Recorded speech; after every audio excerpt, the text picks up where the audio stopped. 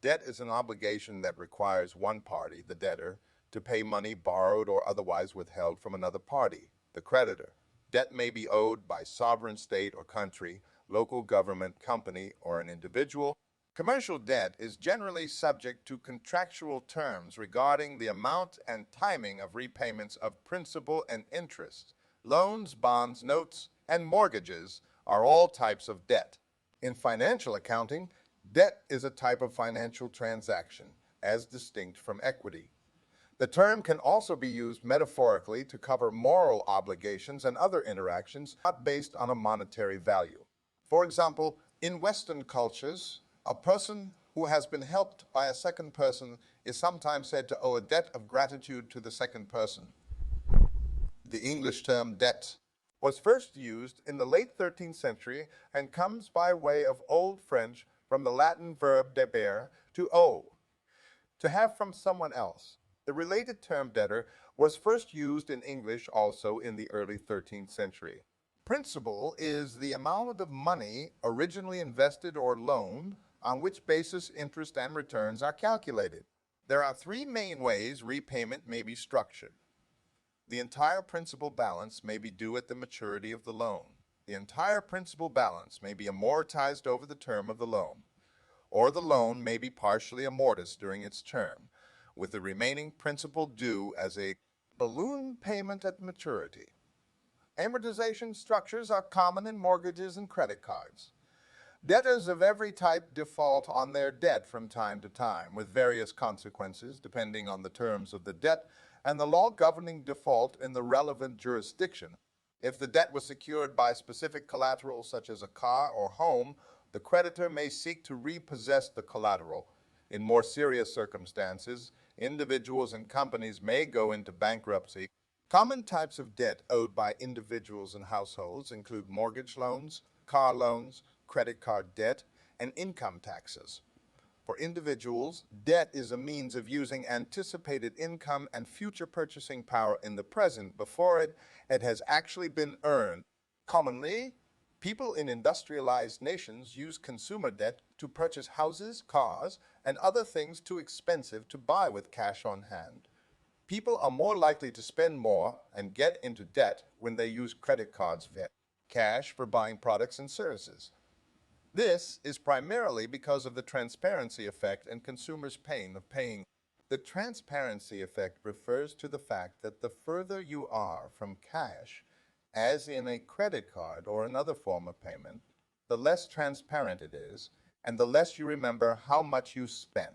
The less transparent or further away from cash the form of payment employed is, the less an individual feels the pain of paying and thus is likely to spend more.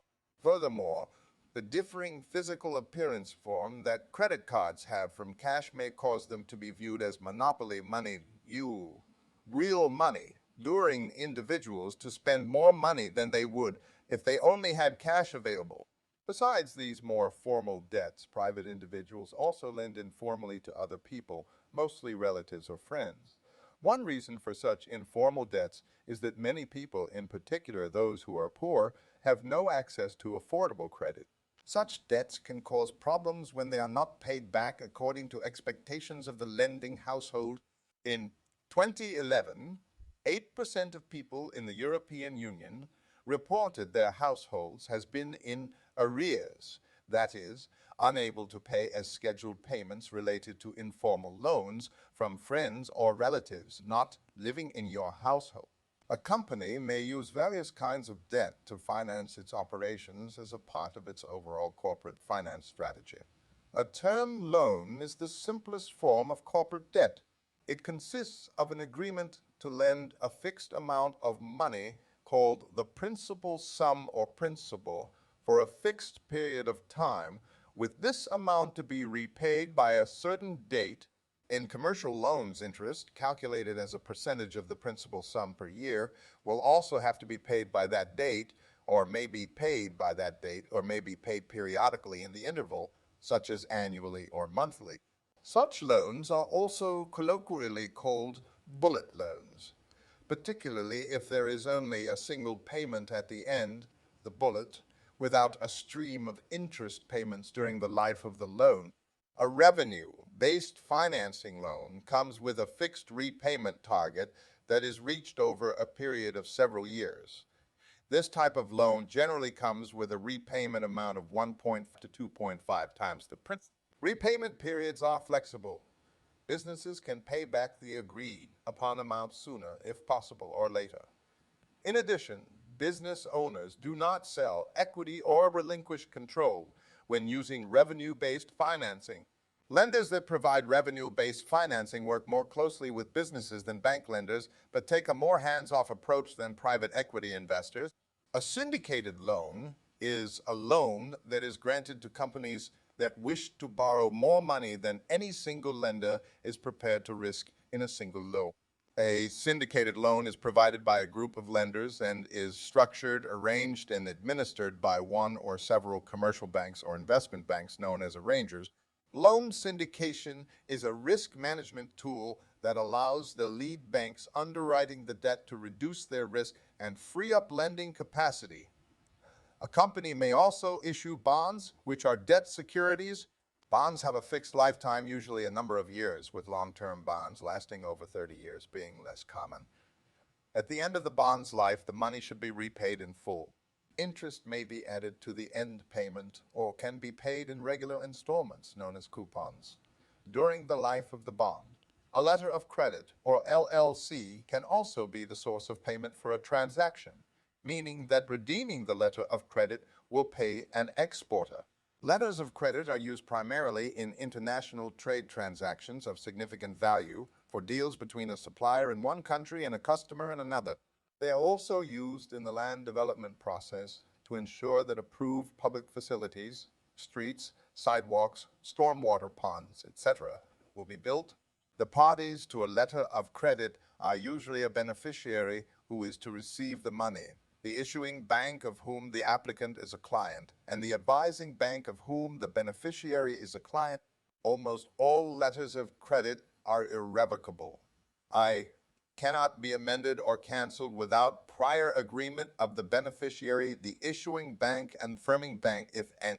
In executing a transaction, letters of credit incorporate functions common to gyros and traveler's check. Typically, the documents a beneficiary has to present in order to receive payment include a commercial invoice, bill of lading, and a document proving the shipment was insured against loss or damage in transit. However, the list and form of documents is open to imagination and negotiation and might contain requirements to present documents issued by a neutral third party, evidencing the quality of the goods shipped or their place of origin. Companies also use debt in many ways for capital expenditures and other business investments made in their assets, leveraging the return on their equity. This leverage, the proportion of debt to equity, is considered important in determining the riskiness of an investment. The more debt per equity, the riskier. Governments issue debt to pay for ongoing expenses as well as major capital projects. Government debt may be issued by sovereign states as well as by local governments, sometimes known as municipalities. Debt issued by the government of the United States, called treasuries, serves as a reference point for all other debt. There are deep, transparent, liquid, and open capital markets for treasuries.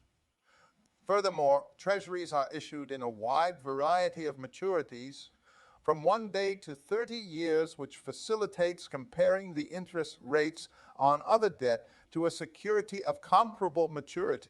In finance, the theoretical risk-free interest rate is often approximated by practitioners by using the current yield of treasury of the same duration. The overall level of indebtedness by a government is typically shown as a ratio of debt, D. This ratio helps to assess the speed of changes in government indebtedness and the size of the debt due. The United Nations Sustainable Development Goal 17, an integral part of the 2030 Agenda, has a target to address the external debt of highly indebted poor countries to reduce debt distress. Municipal bonds, or muni bonds, are typical debt obligations for which the conditions are defined unilaterally by the issuing municipality, local government, but it is a slower process to accumulate the necessary amount. Usually, debt or bond financing will not be used to finance current operating expenditures.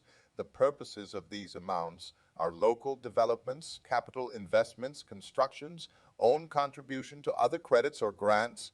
The debt service coverage ratio is the ratio of income available to the amount of debt service due, including both interest and principal amortization, if any. The higher the debt service coverage ratio, the more income is available to pay debt service, and the easier and lower cost it will be for a borrower to obtain financing. Different debt markets have somewhat different conventions in terminology and calculations for income.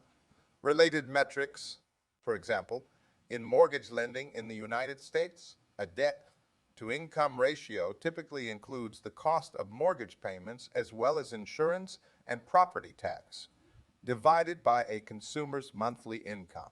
A front-end ratio of 28% or below, together with a back-end ratio, including required payments on non-housing debt as well, of 36% or below, is also required to be eligible for a conforming loan. The loan to value ratio is the ratio of the total amount of the loan to the total value of the collateral securing the loan. For example, in mortgage lending in the United States, the loan to value concept is most commonly expressed as a down payment. A 20% down payment is equivalent to an 80% loan to value with home purchases. Value may be assessed using the agreed upon purchase price and appraisal. A debt obligation is considered secured if creditors have recourse to specific collateral. Collateral may include claims on tax receipts in the case of a government-specific assets, in the case of a company, or a home in the case of a consumer.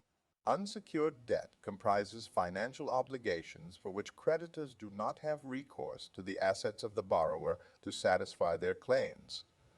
Credit bureaus collect information about the borrowing and repayment history of consumers. Lenders, such as banks and credit card companies, use credit scores to evaluate the potential risk posed by lending money to consumers. In the United States, the primary credit bureaus are Equifax, Experian, and TransUnion. Debts owed by governments and private corporations may be rated by rating agencies such as Moody's, Standard & Poor's, Fitch Ratings, and AM Best. The government or company itself will also be given its own separate rating. These agencies assess the ability of the debtor to honor his obligation. Some argue against debt as an instrument and institution on a personal, family, social, corporate, and governmental level. Some Islamic banking forbids lending with interest even today. In hard times, the cost of servicing debt can grow beyond the debtor's ability to pay due to either external events, income loss, or internal difficulties, poor management of resources. Debt with an associated interest rate will increase through time if it is not repaid faster than it grows through interest. This effect may be termed usury, while the term usury in other contexts refers only to an excessive rate of interest in excess of a reasonable profit for the risk accepted. In international legal thought, odious debt is debt that is incurred by a regime for purposes that do not serve the interest of the state. Such debts are thus considered by this doctrine to be personal debts of the regime that incurred them and not debts of the state. International third world debt has reached the scale that many economists are convinced that debt relief or debt cancellation is the only way to restore global equity in relations with the developing nations Excessive debt accumulation has been blamed for exacerbating economic problems.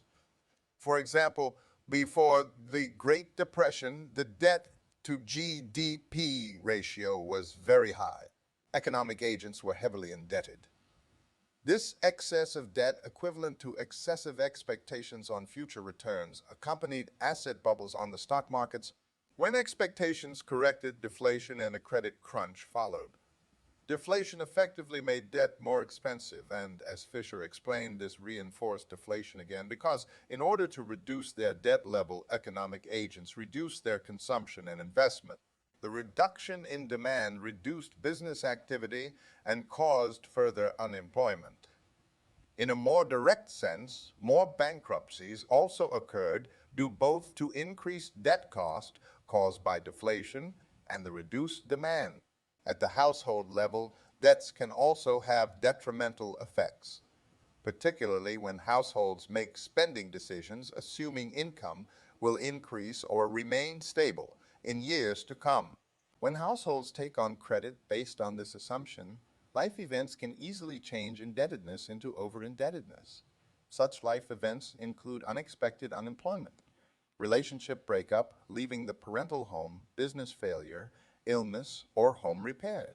Over-indebtedness has severe social consequences such as financial hardship, poor physical and mental health, family stress, stigma, difficulty obtaining employment, exclusion from basic financial services. Thank you for watching. Don't forget to please like and subscribe. If you have a topic you would like to suggest, leave a comment.